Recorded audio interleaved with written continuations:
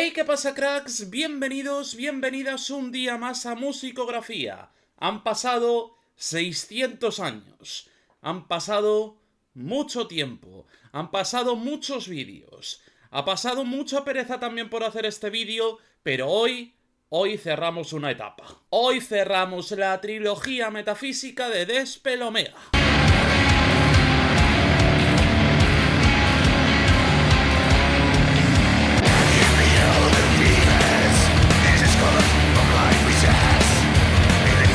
Ya fuera de la broma, sí que os tengo que decir que, bueno, pues una serie de cosas han hecho que este vídeo se atrase muchísimo tiempo, concretamente 2 añazos, que ahí es nada, y ha sido en cierta parte porque en el Facite me tiré muchísimo tiempo para hacer el vídeo y al final la gente no estuvo muy interesada en él. Entonces, pues, fue una mezcla de eso, fue una mezcla también de que no me apetecía hacerlo, de que no me apetecía ponerme con ello, a investigar tanto y demás. Y bueno, pues tardé un montón de tiempo. Pero el otro día dije, mira, ya está bien, me lo están pidiendo un montón. A lo largo de estos años mucha gente por privado, por comentarios, incluso en conciertos me lo han pedido. Así que ya está bien de tonterías. Por lo tanto, yo me voy a dejar de cháchara y nos vamos a meter al lío.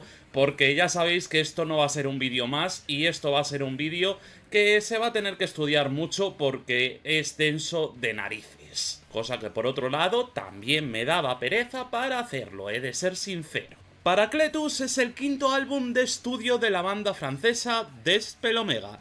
El mismo fue lanzado en 2010 y, como ya hemos visto, compone la tercera parte de su trilogía metafísica, tras los conceptos que ya estudiamos en anteriores vídeos en el Si Monumentum Requiret Circuspice y en Fas Item Maledicti in Ignem Aeternum.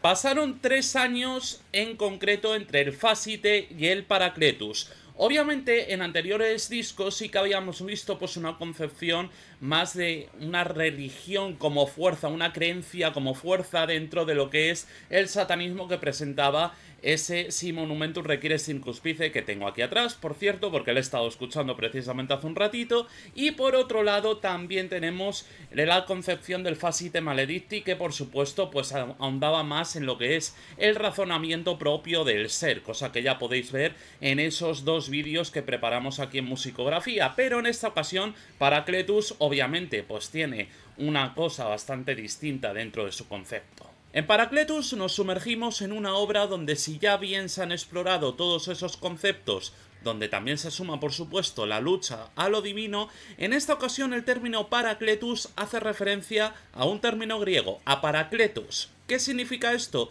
Significa el que fue llamado. ¿A quién hace referencia en términos religiosos? Efectivamente, al Espíritu Santo. Aunque sí que hay teorías por ahí de que esto hace referencia a otras cosas, pero sí que es verdad que si ya se conoce un poquito por dónde tira la trilogía metafísica, pues sí que se entiende que al fin y al cabo van por ahí los tiros, por el Espíritu Santo en sí. Raymond Barbu afirmó en una obra suya titulada Un profeta luciferiano que resultaba necesario que las garras del infierno no se enzarzaran en guerras eternas, porque Satanás al fin y al cabo debía salir un día para convertirse en el Paráclito, aunque todo esto hace referencia también a otra persona, a Leon Bloy.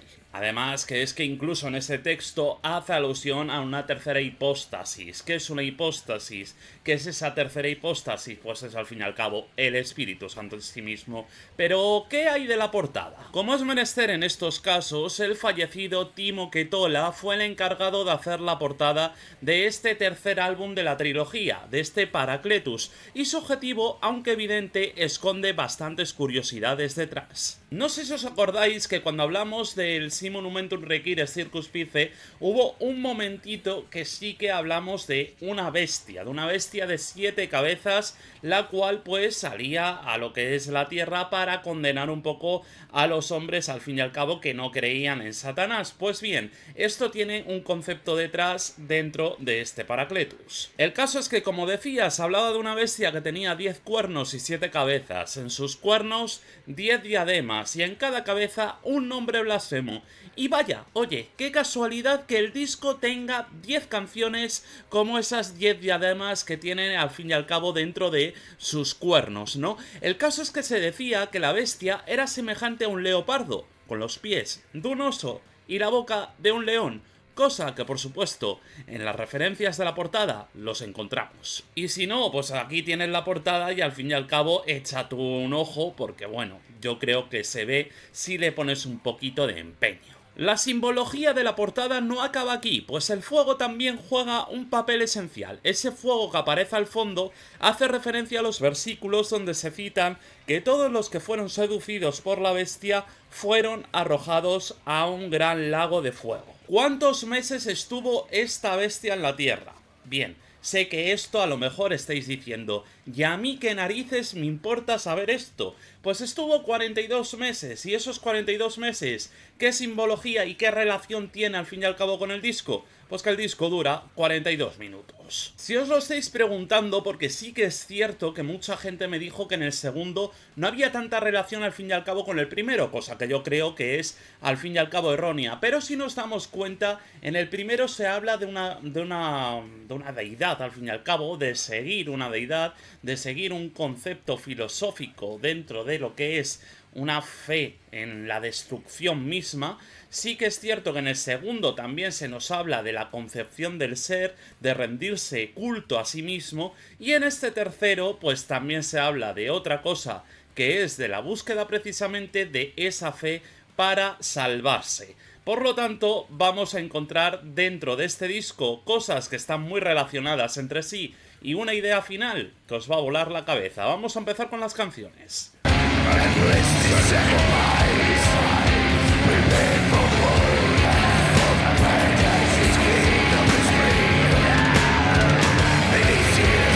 Está claro, lo primero que te estarás preguntando en estos momentos, si no lo sabes, es ¿qué narices es una epíclesis? Esta palabra proveniente del griego es traducida a machete como invocación, por lo que ya con eso os va a dejar un poco más claro de qué va esto. La epíclesis es la celebración de la misa dedicada a invocar al Espíritu Santo y como suele ser común en la banda ya empezamos con las modificaciones tomadas directamente de versículos o de cosas religiosas. Esto lo comento porque la parte de la canción cantada en francés hace referencia a una oración bizantina y de hecho os voy a dejar ambas versiones directamente traducidas. Y al fin y al cabo también está aquí presente ese fuego dentro del abismo que comenta la canción, que por otro lado, si queréis leerla detenidamente, pues claro, pausad el vídeo porque si no, no os va a dar tiempo. Y por cierto, ¿os acordáis de quién era una de las grandes partes de ese segundo disco del Facite? ¿Os acordáis de nuestro amigo Bataille? Vestigia null retorsum es la frase que se nombra al final de esta introducción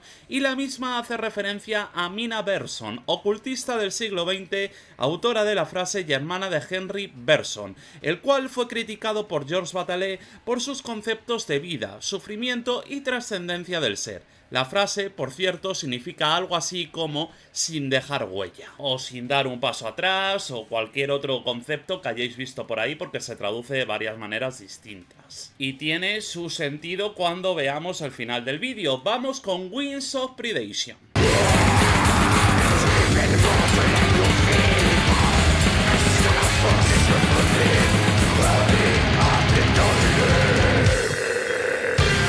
Lo buenísimo que es este tema y los rifazos que tiene, aunque no estamos aquí para hablar de lo que es la música porque todos sabemos lo que hay, pero es que tenía que decirlo. Es cierto que en Winds of Predation nos volvemos a encontrar la cita con Barbet, pero más allá de esto, es cierto que aquí se empiezan a hacer predicciones sobre el castigo de lo divino al ser, algo que está bastante hilado con el segundo disco, como cuando se cita, por ejemplo, el rechazo al logos en aquello de es terrible caer en las manos de un dios vivo. Y si tenemos esa clara alusión al segundo disco, al Facite, también lo tenemos en el Si Monumentum, con ese Hebreos 10, el cual hacía mucha referencia al primer disco, y aquí nos lo encontramos a las primeras de cambio prácticamente. Leon Bloy también tiene aquí un significado, porque tiene también una parte en francés de la canción que hace referencia a una carta en la cual se hablaba de cómo no se esperaba nada a cambio de una deidad que lo que hacía era hacer sufrir a los hombres al fin y al cabo.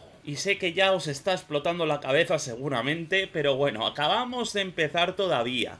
Calma, paciencia, que todavía queda que os explote más la cabeza.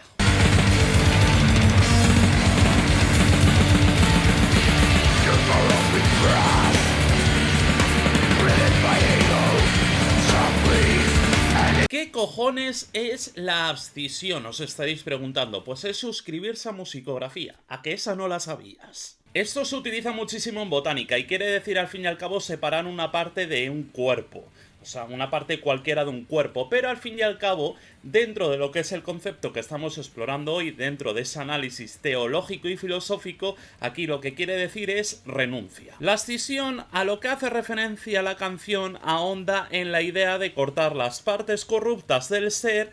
Aquellas que son pecaminosas impiden que se logre la pureza espiritual que se busca en el concepto de este disco, pero ya conocemos la jugada. Cuando hablamos de pureza espiritual, no debemos pensar en un lado precisamente celestial del asunto. Y ya sabemos que a Despel Omega les encanta lo de llenar los huequitos de cosas y de conceptos y de pequeños guiños a otras cosas que al fin y al cabo te hacen estar con un guión 2, 3 años o 4 meses, los que haga falta. Si nos ponemos delante la letra, podremos observar guiños a una persona que aparecerá recurrente más adelante.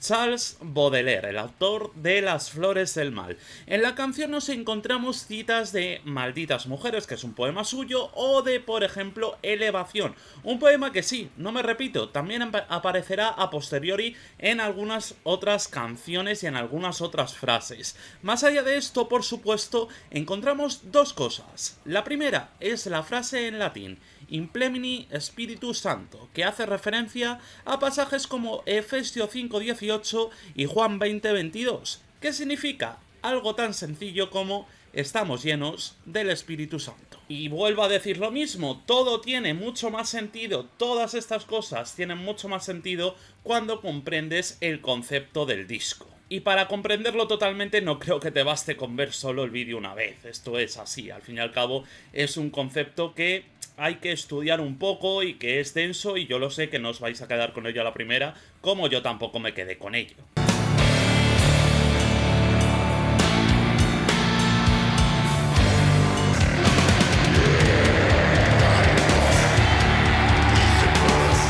Aquí nada está por estar, no te pienses que porque esta canción dure al fin y al cabo 4 minutillos y pico, pues es una canción que no guarda muchas sorpresas.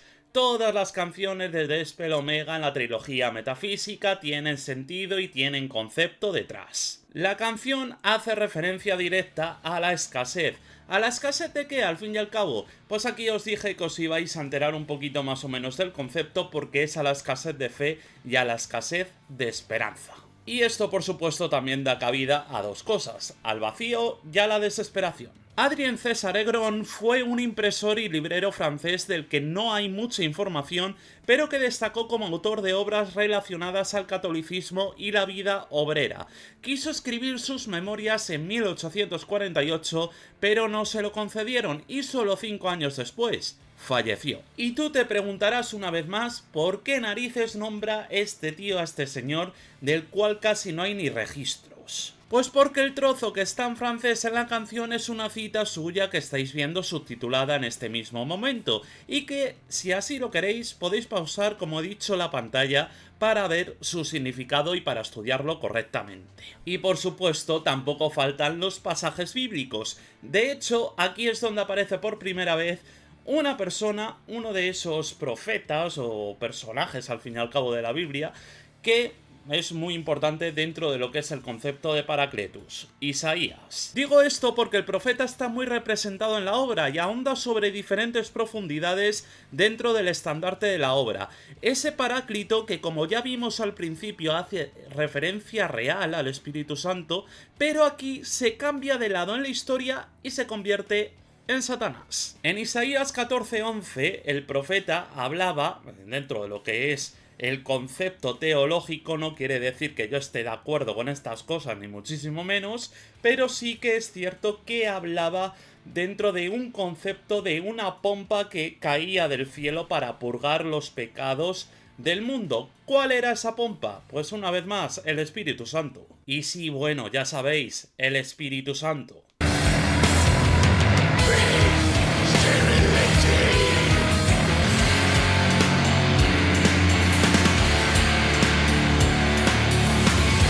Ya a lo mejor me he quedado solo hablando, a lo mejor no hay gente viendo este vídeo, estaréis pensando en la turra que os estoy metiendo, pero bueno, allá van más tazas. ¿No queríais la tercera parte? Pues toma tercera parte. El titular es que Phosphene es una de las canciones más intrigantes de todo el disco. Y esto lo puedo decir tanto en el concepto como en el lado musical. Un fosfeno es un fenómeno que se caracteriza por la sensación de ver manchas luminosas cuando una persona, por ejemplo, se ha frotado los ojos con mucha fuerza, y estoy seguro de que os ha pasado esa sensación de ver pequeñas luces después de frotaros así los ojos. Y si hacemos una concepción así un poco traída desde el plano, pues más bien del pensamiento propio, yo creo que esta canción hace referencia a la fe ciega. Y ya estáis viendo que todos los conceptos religiosos de fe, esperanza y tal que parecían bastante claros al principio del disco, se van diluyendo poquito a poquito y cayendo. Y por cierto, a Baudelaire en esta ocasión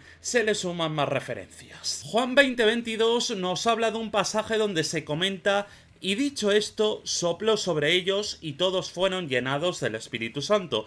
En clara referencia a esto, Despel Omega nos habla de fuego ardiente, sopló sobre ellos y todos fueron llenados del Espíritu Santo.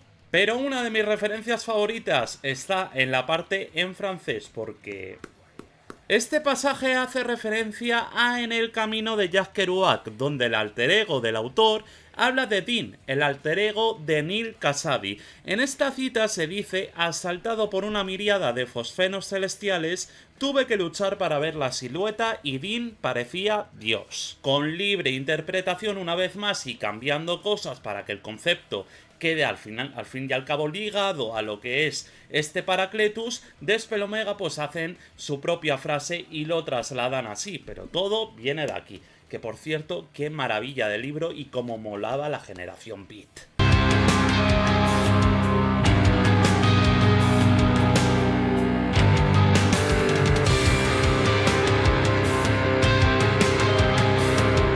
Ya os imaginaréis que Epíclesis 2 sigue al fin y al cabo el concepto que ya explicamos en la primera parte, que es la que abre el disco. Y Leon Bloy vuelve a aparecer aquí para hacer referencia otra vez a la misma carta que estaba en esa primera parte de esta epíclesis. Vamos, que este tema al fin y al cabo tampoco tiene una concepción que te vaya a volar la cabeza y sirve más como interludio. ¿Veis? Pero os lo he dicho antes, al fin y al cabo algún detalle siempre hay. Malcomfort ya es otro cantar.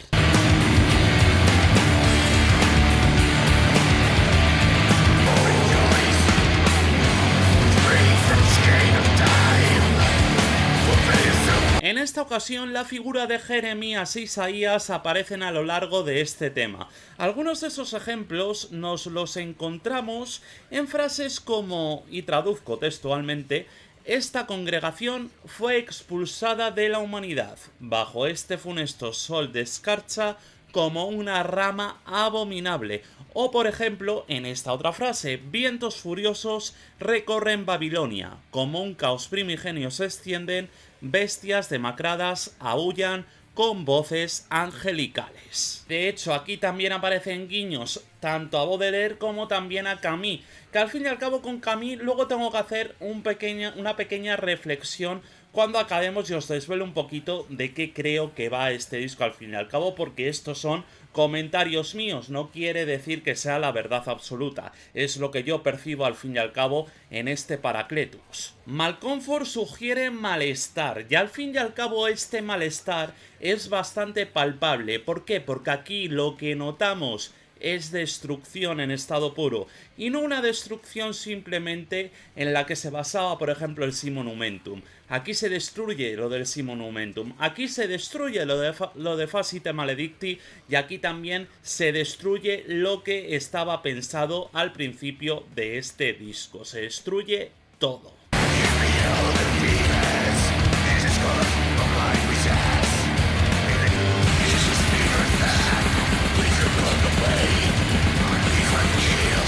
No Nos encontramos ahora ante otra obra de este Paracletus que es bastante cortita y que al fin y al cabo ahonda en una cosa, en la enfermedad espiritual, concepto que ya hemos visto a lo largo de varios temas. Cormac McCarthy, Pellewood y sí, el cansino de Baudelaire otra vez aquí. Al fin y al cabo es una canción que tiene muchos guiños a lo que son varios autores de la literatura. Pero aquí el concepto que se maneja al fin y al cabo es la lucha contra la debilidad, pero eso sí, no sin antes pensar que al fin y al cabo somos una especie totalmente inferior a todo, y especialmente a la experiencia del tiempo.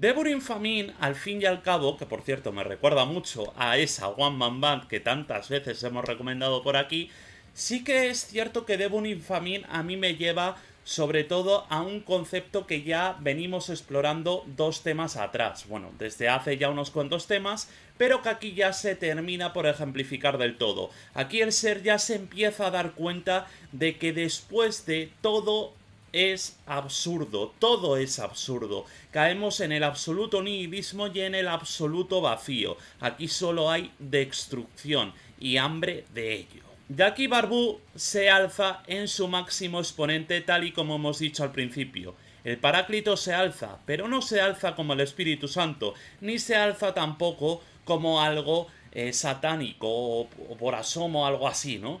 Al fin y al cabo, esto no es espiritualidad. Aquí la oscuridad se alza al fin y al cabo como el Paráclito.